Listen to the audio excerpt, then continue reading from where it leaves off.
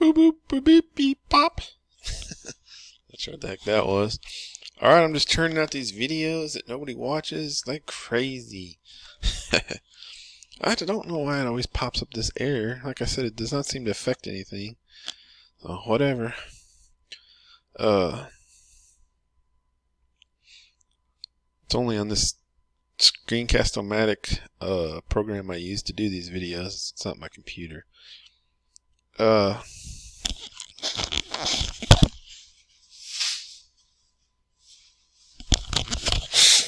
Let's do a coronavirus video today. I just had a few scattered points to go around. Yesterday was the worst day, at least by this worldmeters.info site I use. I think it lags a little, but it's the site I use to stay consistent, I guess. I had by far the worst day of deaths ever, almost 2,000. So I just had a few points about all this. The coronavirus is still a very small issue. It's not a big thing. It's just not. Even 2,000 deaths a day is not very many when you consider that there's normally 8,000 deaths every day in the United States, okay? So let's say those 2,000 deaths are just added on. That's like 25% more deaths, right? Okay, that's not a huge deal. Like, you know what I mean? It's not like double or something like that, or triple, quadruple. The way the news makes it, you'd think people would just die in the streets. No. Look outside. Nobody's dying in the streets, In fact, CBS, I think, had to fake footage of an overwhelmed intensive care unit. And they had to go to Italy, and they put footage of an Italian intensive care unit on there. This was a couple weeks ago, but because the American ones weren't overwhelmed. I'll tell you another anecdote that just blows my mind. I have a friend who's a nurse, right? And she, this was a week or two ago, had her hours cut 40% involuntarily. Like, the hospital she works for was like, hey, we don't need all these nurses right now. 40% cut. She even had to file for partial unemployment and whatnot. Now, why? The media is going to tell you this is the worst pandemic in recorded history. Why on earth would nurses of all, it wasn't just her, obviously, it was all the nurses at this hospital. Why in the hell would nurses be having their hours cut, medical personnel, be having their hours cut 40% during a pandemic if it's so bad as they say? Now, granted, this is in Texas, and we've been hit lightly. But still, I'm sure there's many other states that are like this. As my sister put it, like, the problem is, like, everything except ICU is dead at the hospital. There's nobody coming into clinics. There's nobody coming into the ER. There's nobody coming in for medical stuff. So, hence 40% cut in hours because there's nothing to do. And she said outside of ICU, but I really doubt there's very many coronavirus ICU patients in my county. So maybe it's just because ICU always, I imagine intensive care demand is not very malleable. Like, if people get a cut, they may not want to go to direct care right now. But if somebody's in ICU, they're in ICU, Because, she said ICU is the only place that's, it's not slow, I guess. But I don't think that's even because of coronavirus. Because I don't know how many people in this county is with coronavirus, but not very many, I don't think. It's been very slow in Texas, if any. So yeah, I was going to say that I think a corner's kind of turned, and I do think that, but I went to the stores yesterday, hit up a few stores, and it was worse than I've ever seen it, significantly worse than like last week, in a few ways. Like, first of all the stores have started this thing of, I guess, counting you. I don't know. Whatever they all have people posted at the doors now. And they all have like one entrance, one exit type of thing going on. I went to a Walmart, an Academy Sporting Goods, a grocery store. They were all the same way. And even the grocery store had police, which was kind of unnerving. I noticed they were even armed police. They were from a different city, so I guess I assumed they were kind of, since they're not from the city I was in, I'm going to assume they were sort of like hired as a security type of thing. But I noticed they were carrying guns. You know, they had Glocks. It's kind of unnerving. Like, I don't like the whole police state feel of it sometimes. You know, like, what are armed dudes standing around looking intimidating at a freaking grocery store for? Don't care for it. But yeah, so yeah, and another thing I noticed was there's been a huge uptick in the amount of masks I see. Like, as of a few days ago, last week when I went and hit my grocery store and stuff to go shopping, you know, for food, there wasn't many masks still. You would see some, but it was still kind of like, haha, look at that person wearing. This time it was like at least half the people seemed to be wearing masks. And I started to almost feel odd, like you feel like the odd one out that's not wearing the mask, you know? It's incredible what a thing peer pressure is. Like, you wonder if people are looking at you like, oh, is he going to infect me because he's not wearing a mask or something? But, I mean, I'm kind of taking an I don't care attitude because I am not that scared of this boogeyman. But yeah, so the situation in the store, I'd say, was worse this week. Well, there was more supplies though. There was more meat at the grocery stores. There was good amounts. There was even some paper towels at Walmart, which I'd never seen in the last like 2 trips there. The grocery store was still completely sold out of paper products, but I don't know. Like I said, everything else seemed to be, if anything, there was plenty of food. The things that had been wiped out before when I went there would be like meat, you know, ground meat, fresh meat, chicken, and it was back, you know. There was much more of it, if not almost a normal amount now.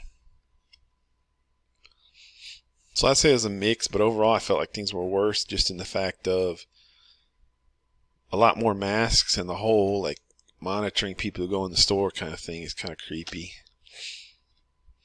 But overall I felt like we were turning a corner because baseball announced they're planning to come back, or the UFC is going to fight, which I love. I think we need to try to get back to normal because my whole thing is that we're over it. Even as these death rates soar, or these raw numbers of deaths soar, you have to understand that this is still nothing.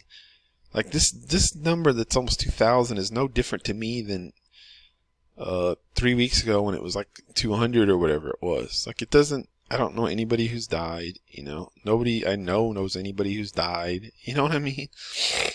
Like, it's just not a thing. And I think people realize that more and more now. They're not going to be affected. This number can go to 5,000. It doesn't affect most people. Most people are never going to know anyone who died from coronavirus. You know what I mean? It doesn't kill young people. And the media is lying about a lot of things. They're trying to misinform about a lot of things. They're trying to make this thing seem much worse than it is.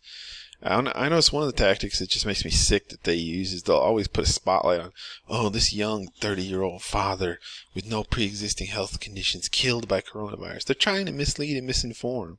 They put that up everywhere to try to scare everybody that, oh, it's going to kill anybody. It's going to kill me. You know, it's such a misinformation. The media is just so full of it, you know. They're trying to give you the impression that it kills young people regularly, which is a lie. It does not. You know? But they're trying to scare people. And if the idea gets out there that, hey, this doesn't touch people under 60 for the most part, which is the truth, you know, then they're going to point out the exceptions to the rule that, yes, people under 60 have died from coronavirus. But those are the vast exceptions, you know. They're going to try to make it seem like they're not exceptions, like they're normal, because they're trying to scare you. They're full of crap. And it's very effective fear, I got to admit. It's very effective. Even I feel it a lot, you know, like, ooh, I don't want to catch coronavirus, you know.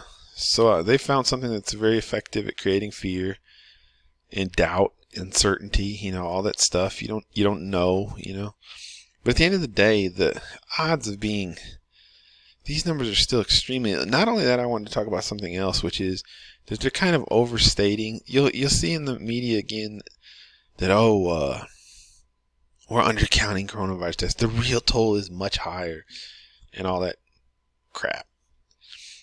But the opposite is probably true, because several people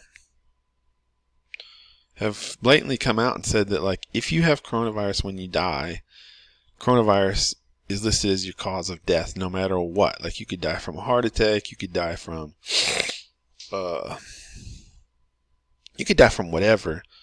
If you have coronavirus, you're automatically a coronavirus death, which is nonsense, but that's the way it goes, you know?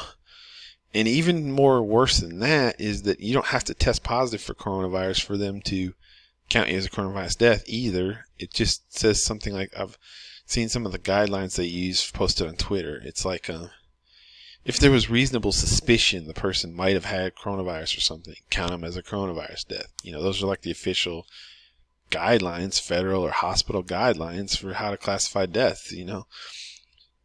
You know, you can be counted as a coronavirus death when you never had a positive coronavirus test. They just think, oh, he had flu-like symptoms, so he must have been a coronavirus death.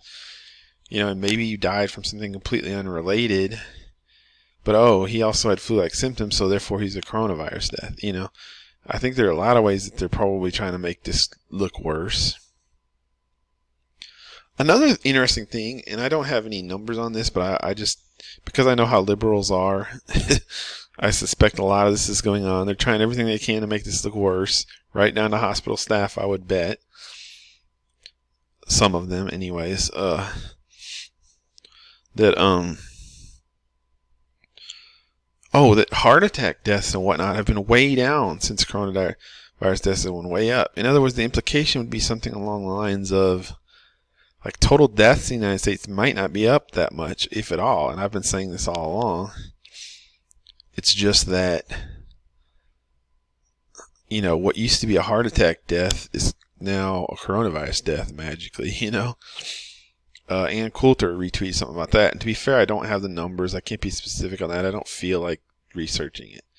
But I suspect it's the case that, you know, she said she was tweeting something implying or stating that basically, like, heart attack death rates have plummeted since coronavirus started. Now, that's not very logical that people would suddenly be having less heart attacks because of coronavirus. The logical answer would be they're changing heart attack deaths to say they died of coronavirus, you know. Now, you know, I'm not nuts. I mean, I do believe some of that's probably going on, but I'm not, you know, I don't think they're doing that, like, blatantly, but there's a lot of ways they can inflate the numbers. Like I said, you know, if you die and you've got coronavirus in your system, it's automatically going to be considered coronavirus death, even if it's from something else. And considering so many coronavirus deaths are of elderly people with multiplying comorbidities, as they call them, you know, a lot of those people may not really be dying of coronavirus. Now, I will say I try to always be logical. I think I have a good logical brain. So the logical side of me does say, like, how long do you think coronavirus symptoms last? A couple weeks or something? So what would be the odds that somebody would just randomly die of a heart attack or some other condition, a stroke, a heart cancer or something like that in the same 2-week window that they have coronavirus symptoms? Like, to me, it doesn't seem like the odds of that would be very high. So there's that on the counter argument. But still, I expect that overall they probably are doing a lot of inflating of the numbers. So this number may not be true, you know. Like Italy, also, I've heard that they inflate the numbers a lot. That they said pretty much anybody who dies in a coronavirus hospital with coronavirus in it is being counted as a coronavirus death. You know, stuff like that. And I believe it.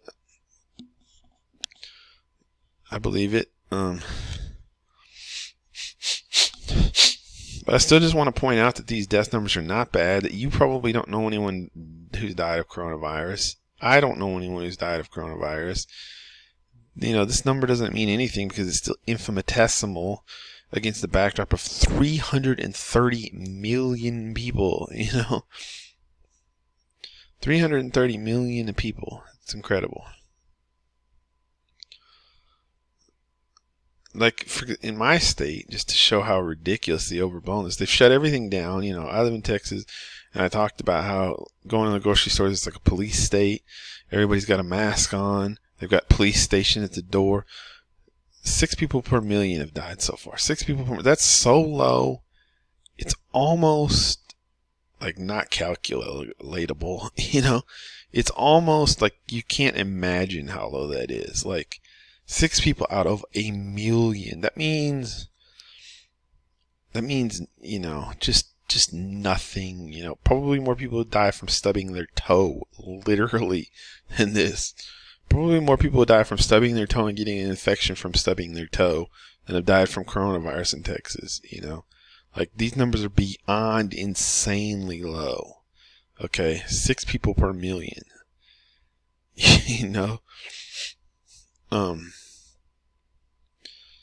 So yeah, that's the point I'm trying to make. And also, where do I think we're going with this? I think another interesting thing I just read on Nate Silver's Twitter and such forth, that deaths lag. They aren't reported for like 3 days. A lot of things in the coronavirus lag, like tests, positive tests, all those things, so that like what you're seeing is a picture of like what happened like a month ago, So he was saying deaths are likely, these deaths that are being reported like yesterday happened like 3 days ago. There's probably like at least a 3-day lag before somebody who dies is reported as somebody who dies from coronavirus. So these are 3 days old numbers, basically, for better or worse. So that was interesting. I also wanted to make a note about the whole social distancing thing. I still don't know if it's working to this day. The liberals are going to try to tell us it did, which is funny because at the one time they're trying to tell us, oh, this thing is the worst pandemic ever. Then they're going to try to tell us, oh, everybody social distance or else. By the way, social distancing is working. There's this weird cognitive dissonance there. On the one hand, they're telling us everything is going to hell. On the other, they've got to pretend like, oh, social distancing is working. Debatable. I don't know if it is or it isn't. To this day, I don't know my feelings on social distancing. I'm not sure. I will say I have my doubts. I think that a lot of what could be going on as these death rates naturally fall is a few things like heat as it becomes more into the summer. And I think another thing probably is localized herd immunity. Like we don't have herd immunity, but let's say in like New York where it's really hard hit, this total cases is probably well below the real amount of cases, of course. I think I've heard it's probably at least 10 times. So, by that you'd say like 1.4 million people at least in New York. We don't know how many people have had it because a lot of people don't even have symptoms and so forth. So that's my point. I expect in New York, like densely populated areas that have been hard hit, there's probably some herd immunity going on already, But I will also say that there's another big shoe to drop on this, which is that it's supposedly going to come back in the fall, and it's going to come back because of social distancing. Because we slowed it down, that means we didn't get herd immunity as if we had just let it run. And so it's going to come back in the fall when it otherwise wouldn't have, So social distancing is always a two-edged sword. Yes, it slows down the amount of pain, but it just slows it down. It doesn't change it, probably. I mean, I know Nate Silver said something about, oh yeah, it can change the total number of cases. I don't know. And I don't know if it's worth it anyway. These numbers of deaths are not high enough to justify shutting down the economy for. They're just not. And maybe they would be much higher without social distancing. I don't know. But again, that's a case of, are you just spreading out the pain longer right now? Because here's the thing that's really a big deal to me. Is this going to come back in the fall as everyone's saying it is? And with the election and all those things, what are we going to do in that case? It could be very bad. And to me, the scary thing is going to be football. I mean, the precious NFL. If they're going to have to cancel, how are they not going to have to cancel games if this comes back even a little bit the way things are going?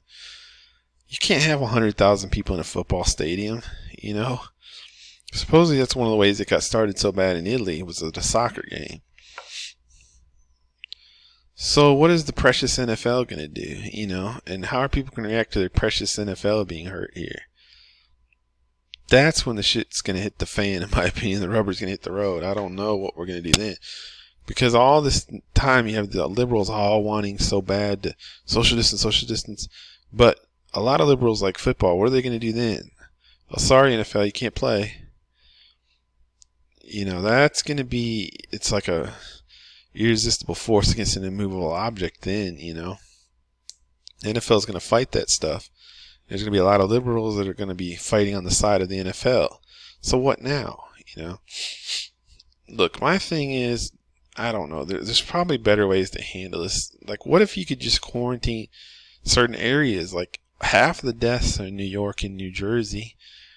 You should be quarantining those really bad and letting some places like Texas that it's very, very low. All these states that don't have much going on, Alabama, let them live, and maybe quarantine certain counties, quarantine certain neighborhoods, whatever, nursing homes, that type of thing. I don't know that there wasn't a better way to do this, But I just know that the liberals are nuts and they really get on my nerves with how they're handling things. Like, I find it funny, like, they're so pro-quarantine and social distance, and they try to bully everybody with that. But when Trump came in and said, hey, we need to quarantine New York, they were like, no. But the economy, you can't quarantine New York. So they're for the maximum social distancing and quarantine that you can have, but not when it comes to just, a blue state. It's funny how that works. Where's their pro quarantining attitude now all of a sudden? So yeah, that's what I've got about it. I was also going to say, I think Tuesday was a big rebound day because, stupid as it sounds, the deaths build up on the weekends because, like, the people are off, they don't report them, nurses are off, that kind of thing. So there gets to be like a big backlog. I think they may have all been reported on Tuesday. So I would expect today's numbers to be much lower, but I don't know. It'll be interesting to watch. But I mean, it's still interesting to me that no matter how high these total deaths get, they still don't affect anything. So I think there's kind of becoming a cognitive dissonance about that. As the numbers get higher, yet people realize that it's still not affecting anything, I don't know, it's just interesting stuff. It'd be interesting to follow. So, that's my update. I know I had some other topics to hit, but I'm forgetting them. Something about... I know what it was. I wanted to hit that, like, Nate Silver's been doing this. Sorry I bring him up so much, but I really follow his Twitter a lot on these, and he's also a liberal, so you can get the liberal perspective. He'll every once in a while bring up how, like, some country or other didn't social distance. So, we just had a big drop from New York. That's rough. Some country or other didn't social distance, so now they're reaping the price. But when I looked at these countries that supposedly didn't social distance, they had lower death rates in a lot of cases than a lot of countries that did. So what is he talking about, Like, the latest one, I guess, was he was talking about Sweden. Oh, man, Sweden's bearing the brunt of because they didn't social distance right away. Funny, Sweden's supposedly a liberal place, and liberals like social distancing, apparently. Go figure. It's kind of like how Norway drills for a bunch of oil, and Canada drills for a bunch of oil, but they're liberals who all believe in climate change, supposedly, but they sure believe in their wallet a little more, apparently. But, that's none of my business, as the meme says.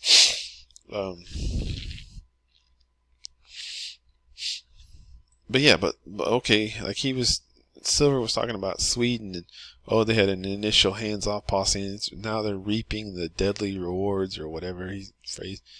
But look, Sweden, 68 deaths per million. Spain, 314, Italy, 292, France. I'm pretty sure all these places, the UK, did social distancing a lot more than Sweden.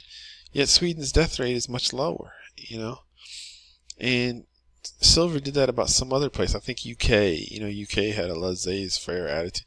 Well, UK's death rate is a third that of Italy and Spain, and less than France. So I'm not seeing any pattern here that allegedly less social distancing somehow means more deaths. And somebody like Silver should, of all people, know this. Like, simple math. Like, Sweden has been pretty lightly hit.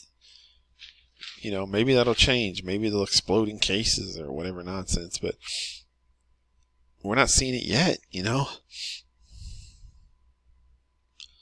And we, you know, to me, you're going to have to wait till all this is over with to say for sure. So, I don't know.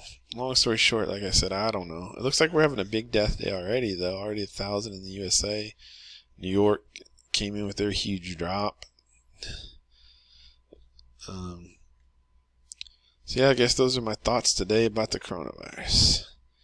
And it doesn't look like the corner was turned. I thought maybe today would be a much lower death day, but it's looking not good.